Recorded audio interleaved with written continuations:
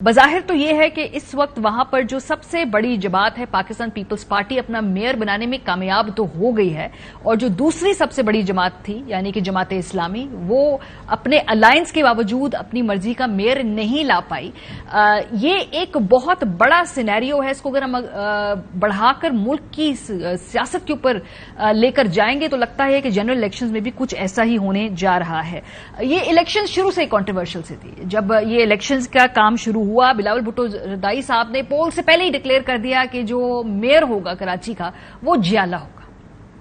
انشاءاللہ تعالی اسی میدان میں بیٹھا ہوا ایک جیالہ اس شہر کا آنے والا ناظم منتخب ہوگا۔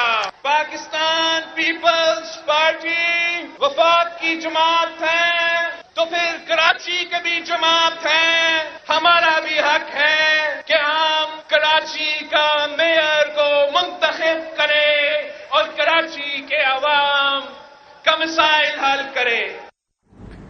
مسئلہ تب کھڑا ہوا جب ان کے اپنے ہی اتحادی جو کہ وفاق میں مسلم لیگ نواز ہے، رانا ثناء اللہ صاحب نے کہا کہ جب حلقہ بندیاں ٹھیک نہیں ہیں تو یہ الیکشن کیسے شفاف ہونے جا رہے ہیں، یعنی کہ اپنی ہی اتحادی جماعت نے پورے پروسیس کی شفافیت پہ اس وقت سوال اٹھا دیا تھا۔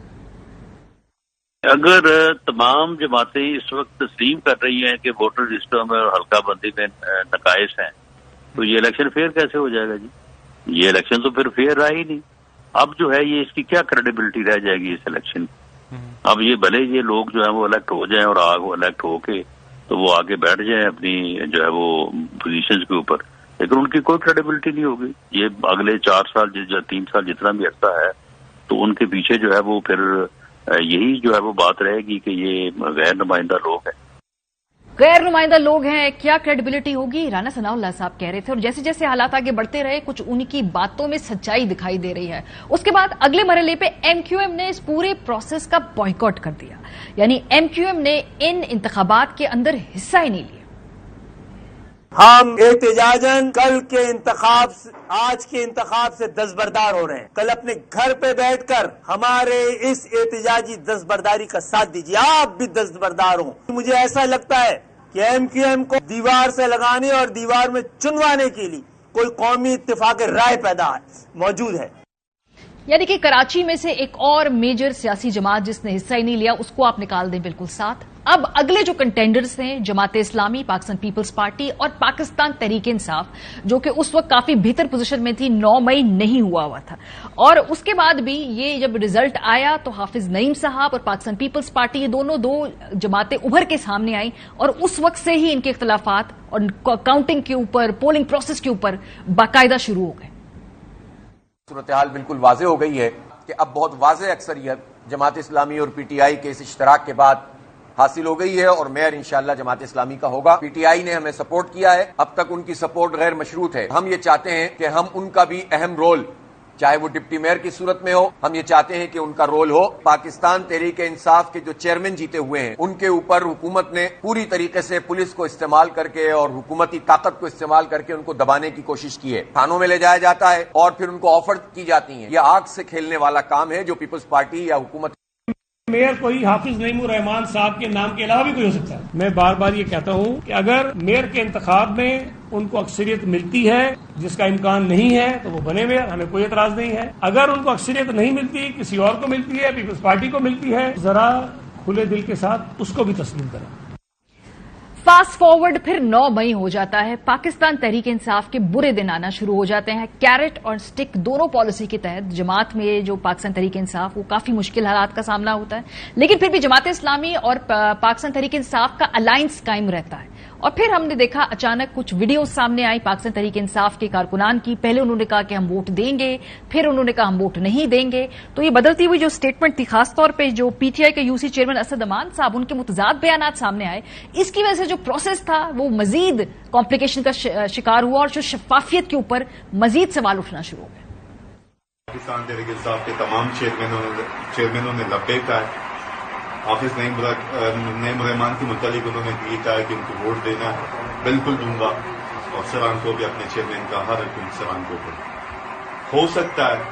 یہ ویڈیو میں ایڈوانس میں سیو کر رہا ہوں اپنے پاس، اپنے بھائی کے پاس، کہ اگر کچھ بھی ہو 15 جون کو نکلوں گا اپنے تمام چیئرمینوں کے ساتھ حافظ نعیم الرحمان کو انشاءاللہ تعالیٰ ڈنڈے کے چوٹ ہوگی. جی السلام علیکم، میں مسعود امان، Pakistan Tehreek Insaf you C chairman. میرے متعلق جو سوشل میڈیا پہ جو ویڈیو اس وقت چل رہی ہے یہ تقریباً 10 دن پرانی ہے. میرا موقف یقیناً وہی ہے. جب میں 30 چیئرمینوں سے میٹنگ کرنے کے بعد ہماری جب میٹنگ اجلاس ہوا تو 30 چیئرمین کی رائے مختلف تھی. ظاہر سی بات ہے جمہوری پارٹی ہے، میں اکثریت کے ساتھ جاؤں گا. 30 کے 30 چیئرمین یہ کہہ رہے ہیں کہ ہمیں اعتماد میں نہیں لیا گیا ہے اور یہ متضاد سٹیٹمنٹس مزید اس میں جو سوالات اٹھنا شروع ہو گئے. بہرحال جی الیکشن ہوا اور جو اس کے ریزلٹس سامنے آئے اس میں پاکستان پیپلز پارٹی نے اپنے تمام نمبر شو کیے. 155 نون لیگ کا ان کے ساتھ اتحاد تھا. JUIF کی 4 نشستیں تھیں. 173 ووٹ وہ لینے میں کامیاب ہو گئے.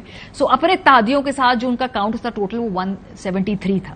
جو جماعت اسلامی کا اوریجنل کاؤنٹ ہونا چاہیے تھا وہ ان کی اپنی 130 سیٹیں، PTI کی 62 سیٹیں اور کل نشستیں ملا کر 192 ہونی چاہیے تھی. لیکن کل ایسا ہوا نہیں. 31 کے قریب پاکستان تحریک انصاف کے جو کارکنان تھے وہ نہیں آئے اور پیپلز پارٹی کے مرتضی وہاب 173 ووٹ لے کر جیت گئے.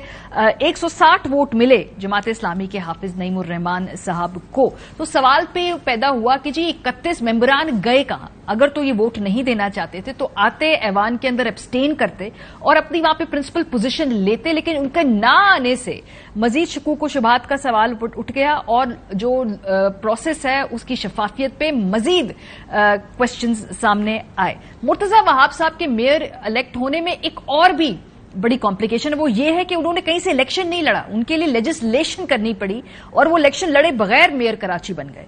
11 مئی کو سندھ اسمبلی نے بلدیاتی قانون میں ایک اہم ترامیم کی.